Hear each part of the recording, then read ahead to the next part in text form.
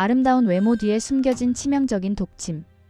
고위 관직자들의 약점을 잡아 권력을 유지했던 조선 마지막 정보원은 누구였을까요? 궁녀 출신이 일본 공사관을 주물렀던 이중 스파이의 정체가 지금 밝혀집니다. 1890년대 초반 창덕궁에 한 궁녀가 들어옵니다. 그녀의 이름은 이순용으로 평범한 양반가 출신이었지만 집안이 몰락하면서 궁녀가 되었습니다. 처음에는 다른 궁녀들과 다를 바 없이 왕실을 시중드는 일을 했는데 하지만 그녀에게는 남다른 점이 있었습니다. 용모가 뛰어났고 말재주가 좋았으며 무엇보다 눈치가 빨랐습니다.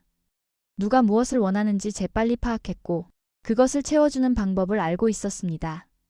이순용은 궁궐 안의 권력 구조를 빠르게 파악했는데 누가 힘이 있고 누구를 통해야 출세할 수 있는지 정확히 알았습니다.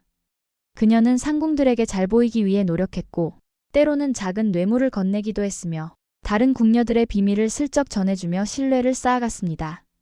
1894년 청일전쟁이 발발하고 조선은 혼란에 빠집니다. 고종은 명성황후와 함께 나라를 지키기 위해 고군분투했지만 일본과 청나라 사이에서 줄타기를 해야 하는 상황이었습니다. 이 무렵 이순용은 고종의 시중을 드는 기회를 얻게 되었는데 그녀는 이 기회를 놓치지 않았습니다. 고종이 원하는 것을 정확히 파악하고 먼저 준비해 두었으며 왕이 힘들어할 때 위로가 되는 말을 건넸습니다. 고종은 이순용의 섬세함에 마음을 열기 시작했고 그녀를 자주 불러 이야기를 나누게 되었습니다. 처음에는 단순히 차를 따르고 시중드는 일이었지만 점차 고종은 그녀에게 마음속 이야기를 털어놓기 시작했습니다.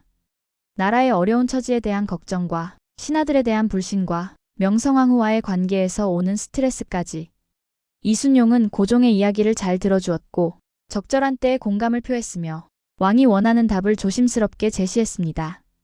1895년 을미사변이 일어나 명성황후가 시해당합니다.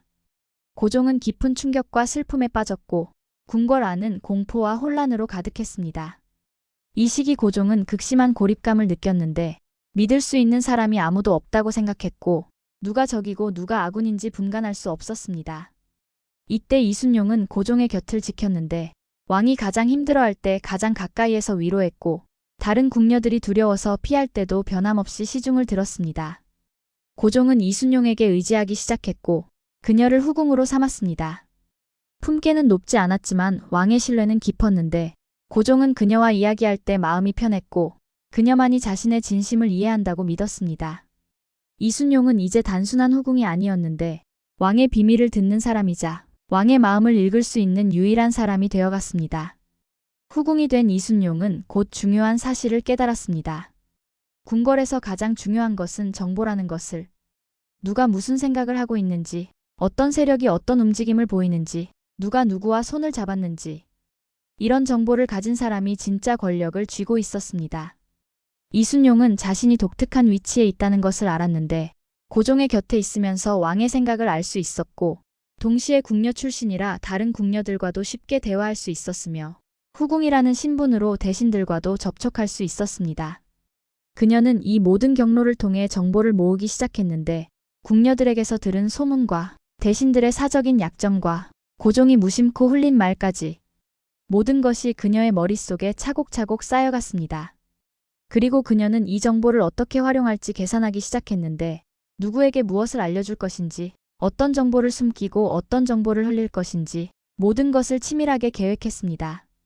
이순용은 더 이상 평범한 후궁이 아니었습니다. 그녀는 조선 궁궐 안의 정보원이 되어가고 있었고 아무도 그 사실을 눈치채지 못했습니다. 이순용은 본격적으로 정보 수집에 나섰는데 첫 번째 타깃은 조정의 고위 대신들이었습니다. 그녀는 이들의 약점을 파악하는 것이 가장 중요하다고 판단했고 약점을 쥐고 있으면 언제든 활용할 수 있다는 것을 알았습니다. 이순용은 궁녀들을 통해 정보를 모았는데 어느 대신이 술을 좋아하는지, 어느 대신이 기생을 가까이 하는지, 어느 대신이 뇌물을 받았는지 모든 것을 세세하게 기록했습니다. 때로는 직접 나서기도 했는데 대신들이 궁궐에 올 때 우연을 가장해 마주치거나 차를 대접하며 가벼운 대화를 나누었습니다. 대신들은 그녀를 경계하지 않았는데 그저 왕의 후궁 중 하나일 뿐이라고 생각했고 여자가 무슨 큰일을 하겠냐며 무시했습니다. 하지만 이순용은 그 짧은 대화 속에서도 중요한 정보를 빼냈는데 대신의 표정과 말투와 시선 하나하나를 관찰했고 그들이 무엇을 숨기고 있는지 파악했습니다. 그리고 이 정보를 고종에게 슬쩍 흘렸는데 직접적으로 말하지 않고 우회적으로 전달했습니다. 왕이 스스로 판단하게 만들었고 그 과정에서 자신의 정보가 정확하다는 신뢰를 쌓아갔습니다.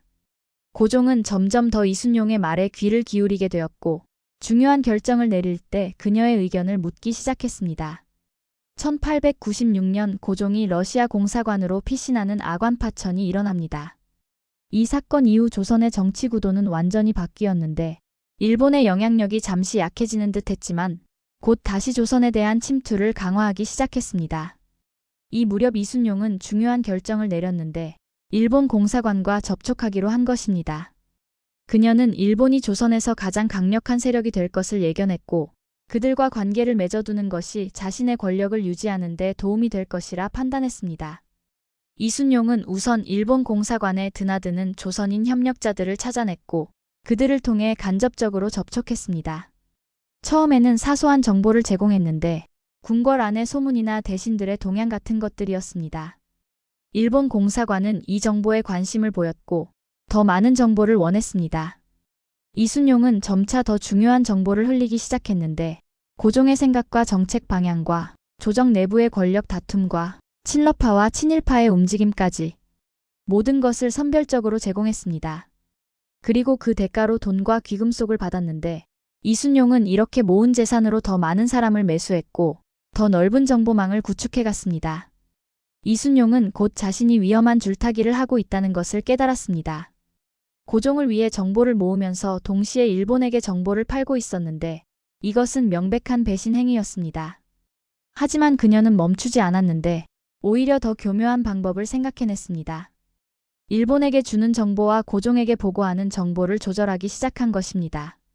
일본에게는 진실과 거짓을 섞어서 주었고 중요한 정보는 숨기거나 왜곡해서 전달했습니다.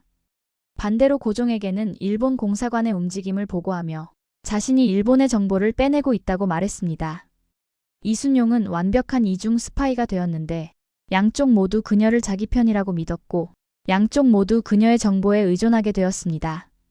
그녀는 이 위험한 게임을 즐기는 듯 했는데 한치의 실수도 용납되지 않는 줄타기였지만 그 긴장감이 그녀를 더욱 날카롭게 만들었습니다. 이순용의 영향력은 점점 커져갔습니다. 대신들은 그녀를 두려워하기 시작했는데 자신의 약점을 쥐고 있다는 것을 알았고 그녀의 비위를 거스르면 어떤 일이 벌어질지 몰랐기 때문입니다. 어떤 대신은 이순용에게 뇌물을 바쳤고 어떤 대신은 그녀를 통해 고종에게 자신의 의견을 전달하려 했습니다. 이순용은 이 모든 것을 냉정하게 계산하며 받아들였는데 누구의 편을 들 것인지 누구를 버릴 것인지 모두 자신의 이익을 기준으로 판단했습니다. 궁궐 안에서는 그녀의 이름이 속삭여졌는데 표면적으로는 한낱 후궁에 불과했지만 실질적으로는 고종의 귀와 입이 되어 있었습니다. 이순용은 이제 단순히 정보를 모으는 것을 넘어 정보를 가지고 권력을 만들어내기 시작했습니다. 어떤 정보를 언제 누구에게 흘릴 것인가? 그것만으로도 조정의 판도를 바꿀 수 있었고 대신들의 운명을 좌우할 수 있었습니다. 그녀는 권력의 진정한 맛을 알게 되었고 한번 맛본 권력은 쉽게 내려놓을 수 없는 것이었습니다. 1900년대 초반 이순용의 권력은 절정에 달합니다. 그녀는 이제 조정 대신들의 인사에까지 영향을 미치게 되었는데 고종에게 특정 대신을 추천하거나 배제하는 의견을 냈고 왕은 그녀의 말을 상당 부분 받아들였습니다. 이순용이 누군가를 지목하면 그 사람은 승진했고 그녀가 누군가를 의심하면 그 사람은 밀려났습니다. 대신들은 이 사실을 알면서도 어쩔 수 없었는데 고종의 신뢰를 받는 그녀를 함부로 건드릴 수 없었기 때문입니다. 어떤 대신은 직접 이순용을 찾아와 읍소했는데 자신은 억울하다며 무릎을 꿇고 빌기도 했습니다. 이순용은 이들을 차갑게 대했는데 용서할 사람과 용서하지 않을 사람을 명확히 구분했고 그 기준은 오직 자신에게 얼마나 도움이 되느냐였습니다. 그녀는 대신들에게 미션을 주기도 했는데 일본 공사관의 동향을 파악해 오라거나 다른 대신의 약점을 찾아오라는 식이었습니다. 대신들은 마치 그녀의 부하처럼 움직였고 이순용은 이들을 통해 더욱 광범위한 정보망을 구축했습니다. 일본 공사관에서도 이순용의 가치를 높이 평가했습니다. 그녀가 제공하는 정보는 다른 어떤 정보원보다 정확했고 특히 고종의 생각과 조정 내부 사정에 대해서는 그녀만큼 아는 사람이 없었습니다. 일본은 이순용에게 더 많은 대가를 지불하기 시작했는데 금화와 귀금속은 물론이고 그녀가 원하는 것은 무엇이든 들어주려 했습니다. 이순용은 일본의 요구에 응하면서도 교묘하게 줄타기를 했는데 핵심 정보는 숨기고 주변 정보만 제공했으며 때로는 일부러 잘못된 정보를 흘려 일본을 혼란스럽게 만들기도 했습니다. 일본 공사관은 그녀가 이중 스파이라는 것을 의심했지만 확실한 증거가 없었고 그녀의 정보가 너무 귀중했기에 관계를 유지했습니다. 이순용은 일본 측 담당자들의 성향도 파악했는데 누가 급진적이고 누가 신중한지, 누구를 통해 정보를 흘려야 가장 효과적인지 모든 것을 계산했습니다. 그녀는 일본 공사관 내부의 권력 다툼도 이용했는데 서로 다른 파벌에게 각기 다른 정보를 주어 그들끼리 싸우게 만들었고 그 와중에 자신의 입지를 더욱 공고히 했습니다. 이순용은 이제 궁궐에서 누구도 무시할 수 없는 존재가 되었습니다. 왕비나 대비도 그녀를 함부로 대하지 못했는데 고종의 총애가 얼마나 깊은지 모두가 알고 있었기 때문입니다. 다른 후궁들은 이순용을 시기하면서도 두려워했는데 그녀가 한마디만 하면 자신들의 운명이 바뀔 수 있다는 것을 알았습니다. 궁녀들은 이순용의 눈치를 살폈고 환관들도 그녀의 명령에 복종했습니다.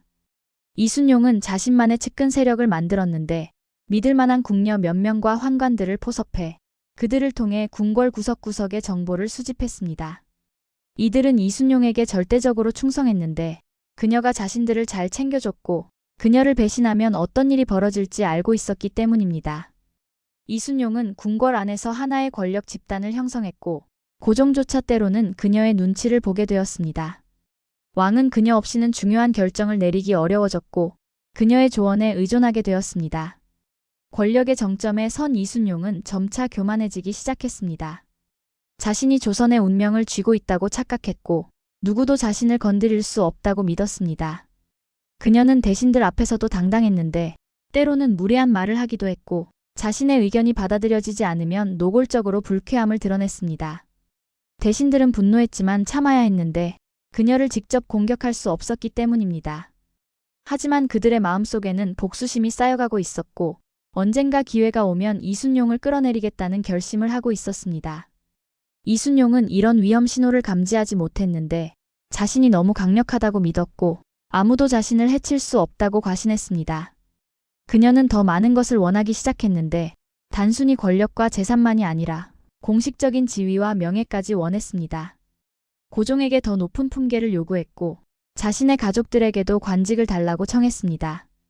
고종은 난처해했지만 그녀의 요구를 대부분 들어줬는데 그녀 없이는 궁궐을 운영하기 어렵다고 판단했기 때문입니다. 하지만 이것은 이순용의 몰락을 앞당기는 계기가 되었습니다. 그녀의 탐욕과 오만이 너무 노골적이었고 더 이상 참을 수 없었던 대신들이 움직이기 시작했기 때문입니다. 1904년 러일전쟁이 발발하고 일본이 승기를 잡아갑니다. 일본은 조선에 대한 지배력을 더욱 강화하기 시작했고 친일파와 반일파 사이의 갈등이 격화되었습니다. 이 무렵 이순용의 이중 스파이 활동이 의심받기 시작했는데 어느 대신이 이순용이 일본과 내통한다는 증거를 찾아냈습니다. 일본 공사관을 드나드는 조선인 협력자를 미행한 끝에 그가 이순용과 은밀히 만나는 장면을 포착한 것입니다.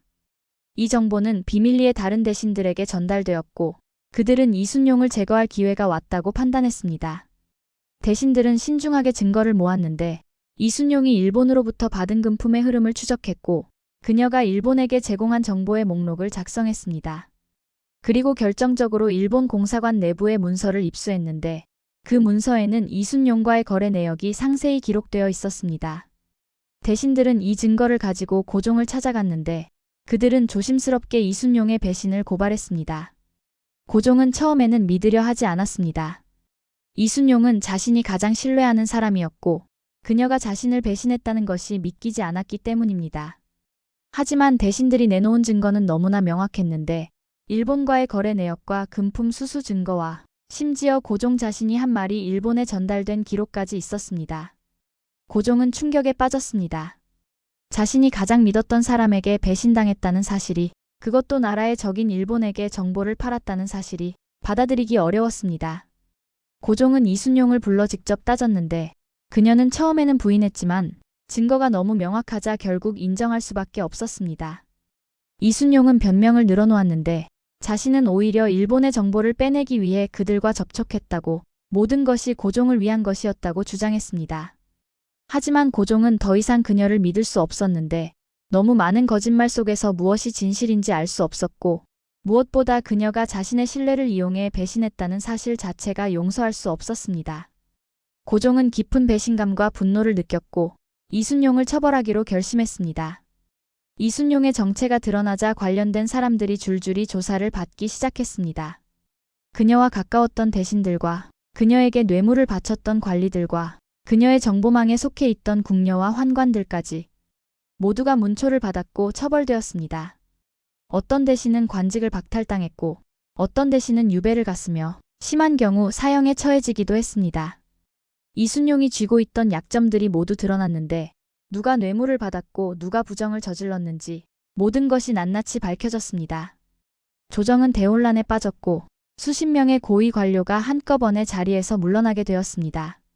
이순용의 정보망이 얼마나 광범위했는지, 그녀가 얼마나 많은 사람을 조종하고 있었는지 그제서야 모두가 알게 되었습니다. 궁궐 안에서도 대숙청이 일어났는데 이순용과 관련된 궁녀와 환관들이 쫓겨났고 그녀가 만든 권력 집단이 완전히 해체되었습니다. 이순용은 모든 직위를 박탈당하고 궁궐에서 쫓겨났습니다. 그녀가 모았던 재산은 모두 몰수되었고 가족들도 연좌제로 처벌을 받았습니다.